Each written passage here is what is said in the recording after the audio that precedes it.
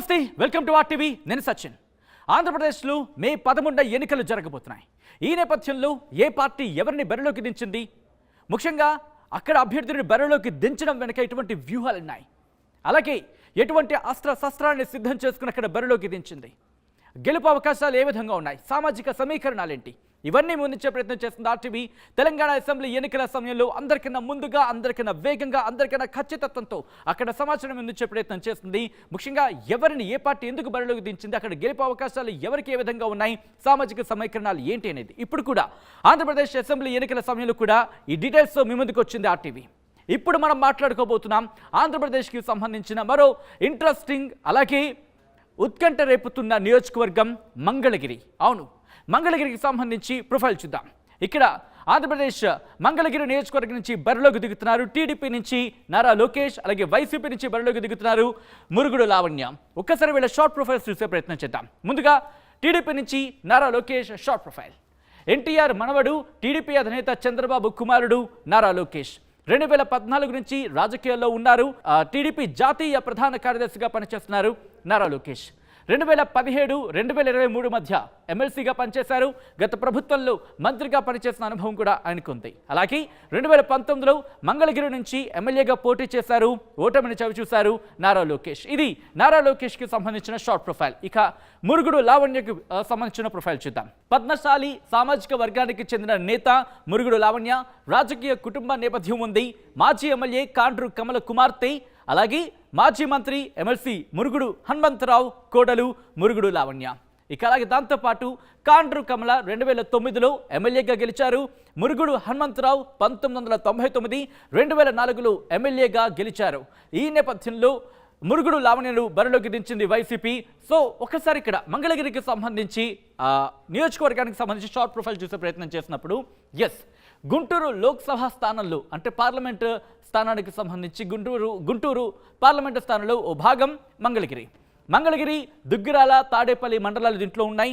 రాజధాని అమరావతిలో కీలక ప్రాంతం మంగళగిరి. ఇక ఇది మంగళగిరికి సంబంధించి షార్ట్ ప్రొఫైల్. ఒకసారి ఇక్కడ నారా లోకేష్ అలాగే మురుగుడు లావణ్య మధ్య పోటీ ఉత్కంఠ రేపుతున్న నేపథ్యంలో అక్కడ సామాజిక సమీకరణాలు ఏంటి, ముఖ్యంగా టీడీపీ నుంచి నారా లోకేష్ బరిలోకి దిగుతున్న నేపథ్యంలో వైసీపీ మురుగుడు లావణ్య బరిలోకి దించిన పరిస్థితి. ఎందుకు మురుగుడు లావణ్యను బరిలోకి దించింది, ఎవరి వ్యూహాలేంటి, ఎవరి ప్రతి వ్యూహాలేంటి, సామాజిక సమీకరణాలేంటి తెలుసుకునే ప్రయత్నం చేద్దాం. మా ప్రతినిధి రామారావు అప్డేట్స్ అందించబోతున్నారు. రామారావు, చాలా ఇంట్రెస్టింగ్ అని చెప్పుకోవాలి, ఎందుకంటే తెలుగుదేశం పార్టీ నారా లోకేష్ను బరిలోకి దించింది, అలాగే వైసీపీ మురుగుడు లావణ్యను బరిలోకి దించిన పరిస్థితి. ముఖ్యంగా అక్కడ సామాజిక సమీకరణాలు ఏంటి, దాంతోపాటు ఎవరి వ్యూహాలేంటి అక్కడ?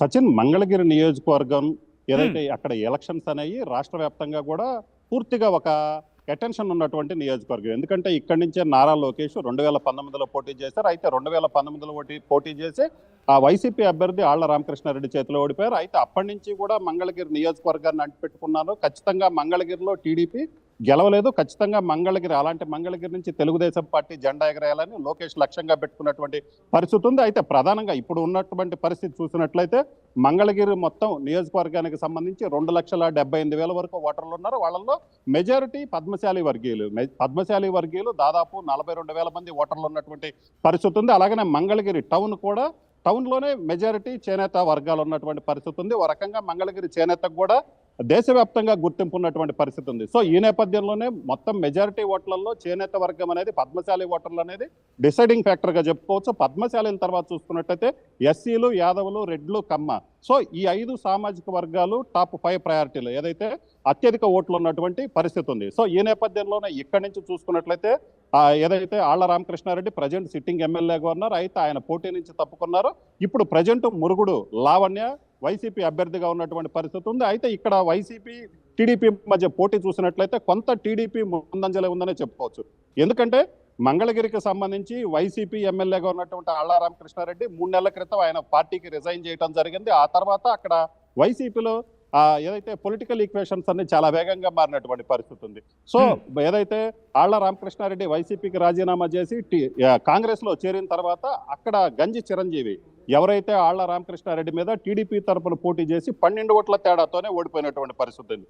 సో 2009లో ఆయన 2014లో కేవలం 12 ఓట్ల తేడాతోటే ఆర్కే మీద ఓడిపోయినటువంటి పరిస్థితి ఉంది. సో ఈ నేపథ్యంలోనే గంజి చిరంజీవి అయితే ఏదైతే పద్మశాలి వర్గానికి సంబంధించి 42,000 ఓట్లు ఉన్నాయి కాబట్టి అతనైతే బాగుంటుందని ఏదైతే గంజి చిరంజీవిని సమన్వయకర్తగా నియమించారో, అయితే ఆ తర్వాత అతన్ని కూడా ఎక్కువ కాలం ఉండనటువంటి పరిస్థితి ఉంది. తర్వాత మళ్ళీ మురుగుడు లావణ్యను లైవ్ లోకి తీసుకొని వచ్చినటువంటి పరిస్థితి ఉంది.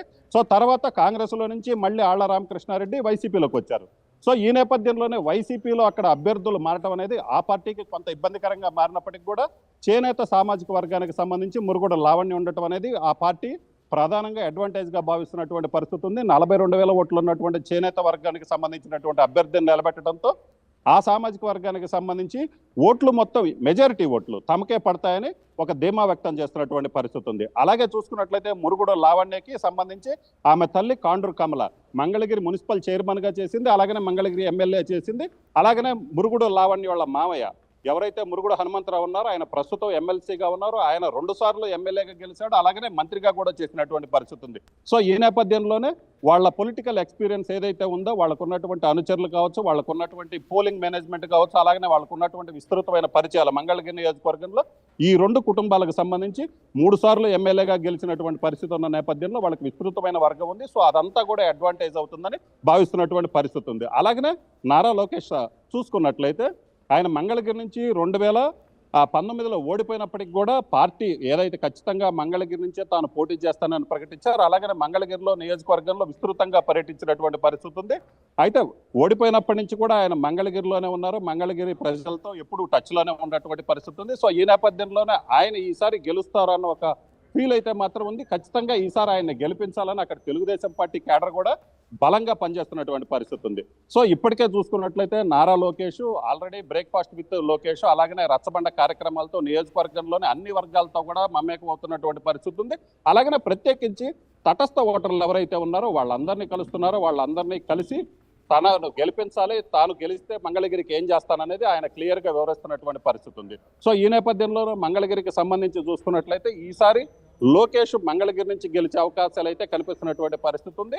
అలాగే ప్రధానంగా చూసుకున్నట్లయితే మంగళగిరి మండలం అలాగనే మంగళగిరి టౌన్ కావచ్చు, ఈ రెండిట్లో కూడా చేనేత సామాజిక వర్గానికి ఓటర్లు ఎక్కువగా ఉండటంతో అక్కడ వాళ్ళు డిసైడింగ్ ఫ్యాక్టర్ గా ఉన్నారు. అలాగనే దుగ్గిరాల మండలంలో కమ్మ సామాజిక వర్గానికి సంబంధించిన ఓటర్లు ఉన్నారు. అలాగనే ఏదైతే తాడేపల్లి మండలంలో రెడ్డి సామాజిక వర్గానికి సంబంధించిన ఓటర్లు ఉన్నారు. సో వీళ్ళందరూ 3 మండలాల్లో 3 విభిన్నమైనటువంటి పరిస్థితులు ఉన్న నేపథ్యంలో ఎవరు గెలుస్తారు, ఇక్కడ ఎలా జరుగుతుంది అనేది అయితే మాత్రం ఆసక్తిగా మారింది. అయితే వైసీపీకి సంబంధించి చూసుకున్నట్లయితే ఇక్కడ ప్రధానంగా అభ్యర్థుల మార్పు అనేది ఆ పార్టీకి కొంత ఇబ్బందికరంగా మారింది. అలాగనే ఆ పార్టీలో దుగ్గిరాల మండలంలో కీలక నేతలుగా ఉన్నటువంటి కొంతమంది కూడా వైసీపీని వీడి టీడీపీలో చేరటం టీడీపీకి అడ్వాంటేజ్ గా ఉన్నటువంటి పరిస్థితి ఉంది. అలాగనే అక్కడ గ్రూప్ రాజకీయాలు ఏదైతే వైసీపీలో ఉన్నటువంటి గ్రూప్ రాజకీయాలు కూడా కొంత ఇబ్బందికరంగా మారింది.